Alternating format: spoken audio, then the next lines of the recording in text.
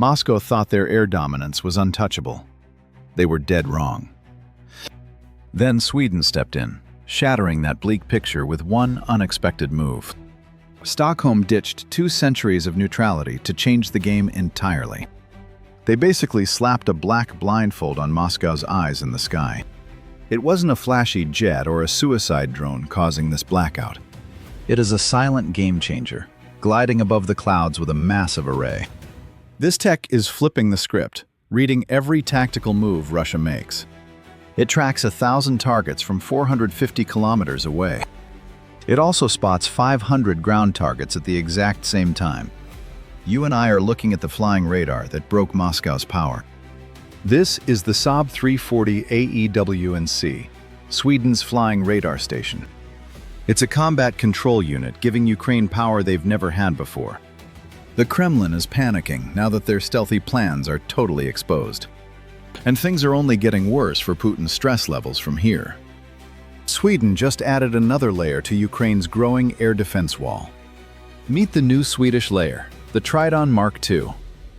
Sweden dropped 400 million euros to get these systems moving.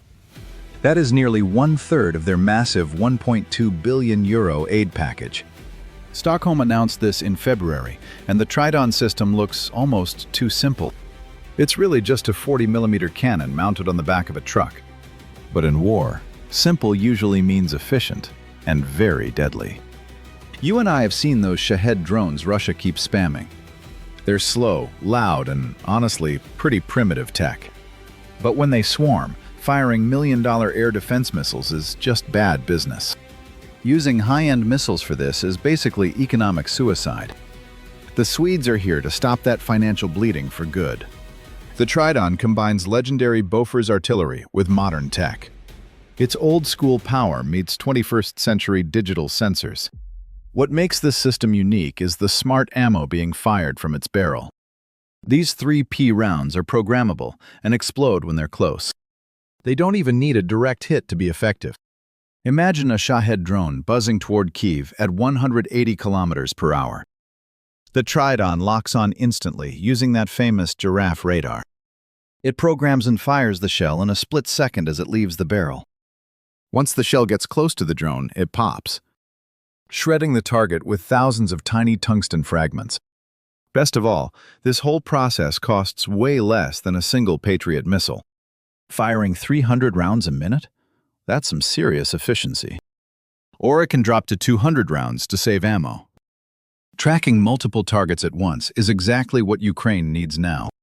It's the perfect answer to Russia's annoying swarm tactics. It can reach out 12 kilometers into the sky. It hits targets up to 5 kilometers high. This is a massive jump forward for the defense forces. All thanks to that electric propulsion system. Mount it on a Scania or a BVS-10 and watch it deploy fast.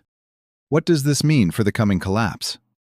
Finally, we can stop wasting expensive Patriot and NASAMS batteries on junk. That lets the big guns focus purely on incoming ballistic missiles, crushing those annoying Shahed drones with a swarm system that actually fits the budget. It is a total shift in how the defense budget survives the strain. From where I am sitting, the view for Russia is getting pretty dark. Their precious drone swarms are just going to get wrecked now. Now they have to burn cash on way more complicated flight paths. Every little bit of extra math is just another nail in the coffin. Their logistics were already a joke, and this just snaps them. Now, you and I should get back to that shadow I mentioned earlier.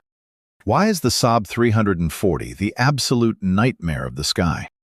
Because those nasty glide bombs are the only thing Russia has left.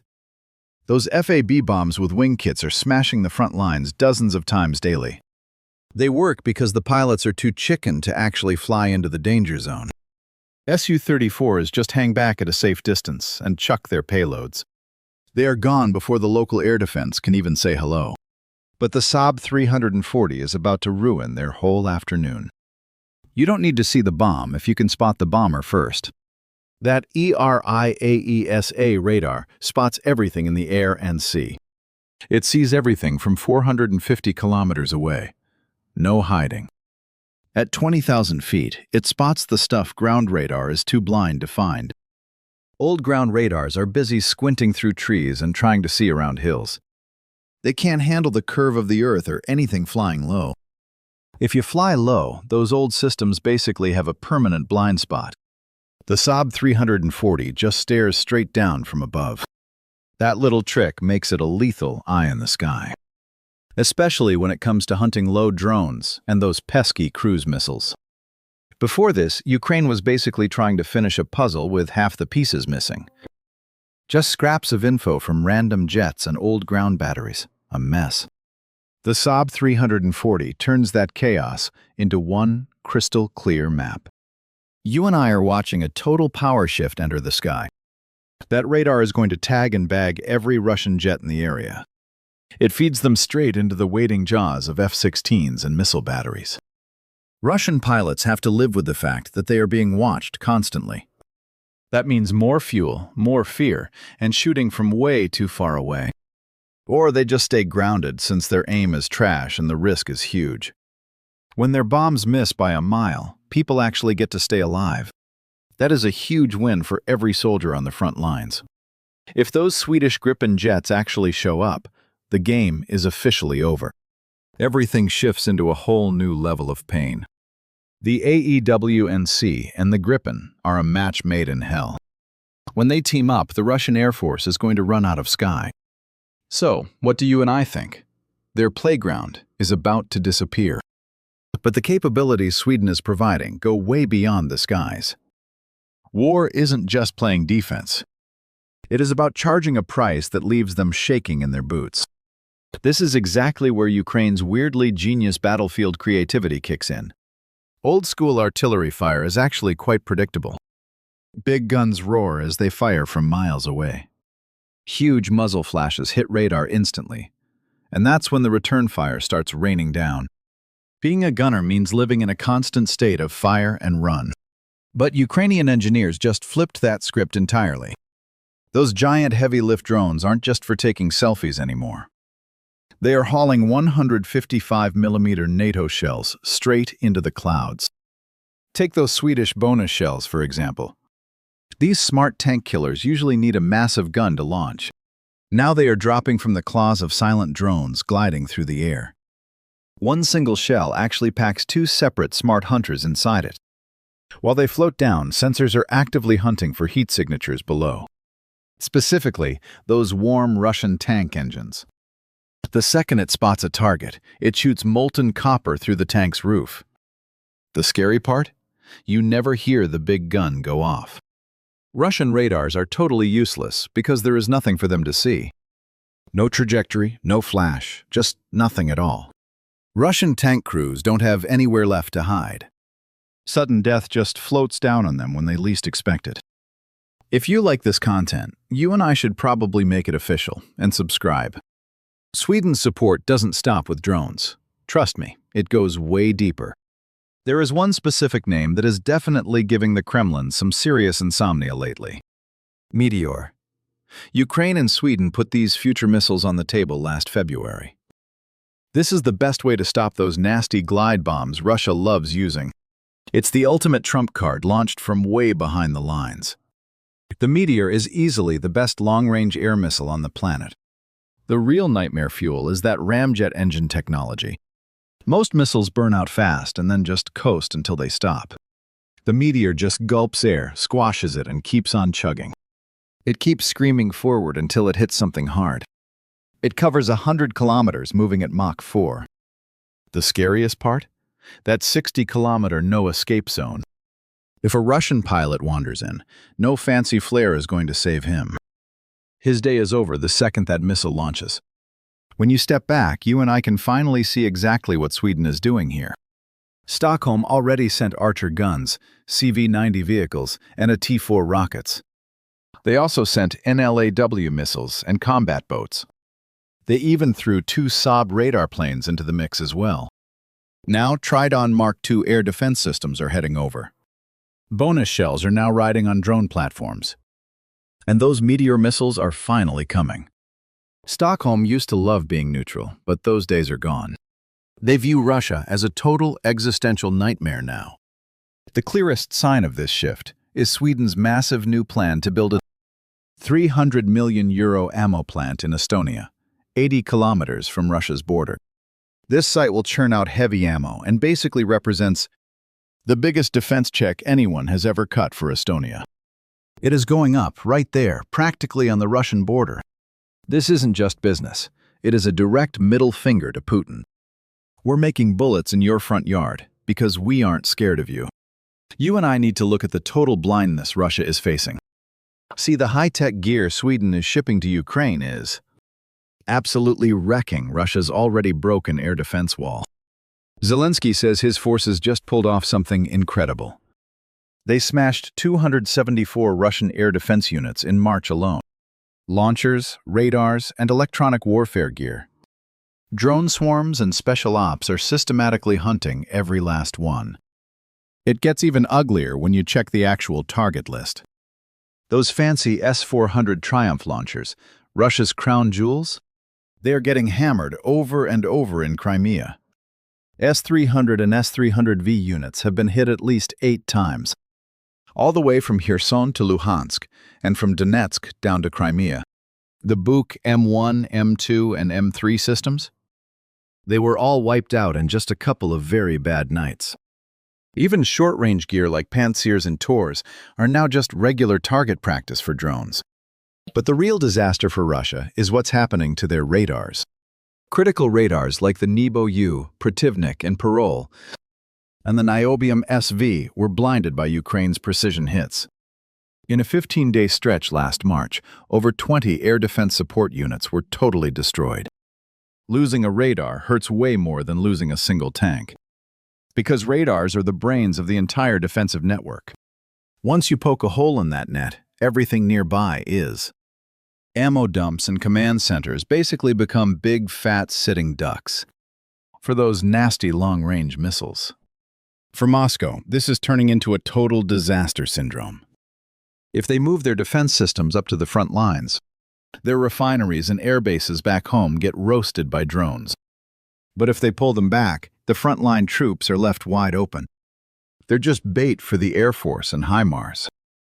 You and I are seeing the textbook definition of a military death spiral. The only way out is replacing what's lost, but there's a catch. This is where Russia hits an even bigger, more expensive brick wall. The money. See, an S-400 isn't just a simple launcher. It's a massive ecosystem, including radars and command units, plus power units, logistics, and crews that actually know what they're doing. One single S-400 battery costs over $500 million. Good luck. Making these batteries took us months, even before the sanctions hit. Now, consider those lovely sanctions. Our factories are currently choking because the West cut off our crucial components. High-tech chips, fancy sensors, and the machines to make them. Most of that good hardware used to come from the West. Now we're stuck begging for scraps through back alleys in China. But black market gear is pricey, slow, and usually just total junk. We can't even dream of replacing those 274 units. Our March losses killed production. Pre-war numbers are history. And look, it's not just about the broken machines. Each blown-up S-400 battery takes its crew with it. Expert radar operators take years to train, much longer than a tank crew. All that skill just poofs into smoke after one cheap drone strike. There's another nightmare breaking our defense industry's back right now. Moscow is breathing down our necks to build everything at once. Tanks, shells, missiles, and now these complex air defense systems. They are demanding we build everything all at once at speeds that were once considered impossible. It's just thinning out what little we have left. If you flip a production line to make S-400 batteries, that same line can't pump out Iskander missiles anymore. Pick one, lose the other. It's a zero-sum game. Ukraine is wrecking our balance, catching us in a nasty trap. Once the shields fail, all our other gear is sitting ducks. This mess is rotting the morale of our guys in the field. Every soldier on the front line knows that our air umbrella is starting to fail them. They watch Ukrainian drones fly deeper into our territory every day. Places we thought were safe are now just big bullseyes. Going to the front without cover kills whatever motivation we had. especially for our mobilized guys who didn't want to be there. Is there any way for us to escape this death spiral? We could theoretically get some air defense systems from China or Korea. But China isn't going to just hand over their best air systems, while they prep for a Taiwan scenario. And North Korea? Their tech is decades behind our own. Iran's defense is a wreck after those US strikes. They have absolutely nothing left to share. So we have to patch these massive air defense holes entirely by ourselves. Building new hardware faster than Ukraine breaks it is now practically impossible for us. Let's look at this total disaster one last time. Sweden isn't just sending weapons over to Ukraine. They're rewriting the whole rule book on how to fight us. Using that Saab 340. It's making our skies totally readable. With that, Tridon Mk2. They're making killing our drones cheap while we go broke. Bonus rounds turn artillery into silent, invisible ghosts. Total stealth. If those meteor missiles don't fall through, Ukraine's air game hits a level that Moscow simply cannot touch anymore. Plus, with that new ammo factory in Estonia, they are building gear right in Russia's backyard. Making the skies unreachable is just the next step toward locking Russia out completely. You and I will be watching the Ukrainian skies very closely soon. Because what happens there is not just about a nation's defense. It is rewriting every rule of modern combat. This strategic analysis was prepared for you by TGN. Thanks for following our deep breakdown. If you are into these deep dives on strategy, be sure to subscribe and hit the like button. Leave your thoughts in the comments below.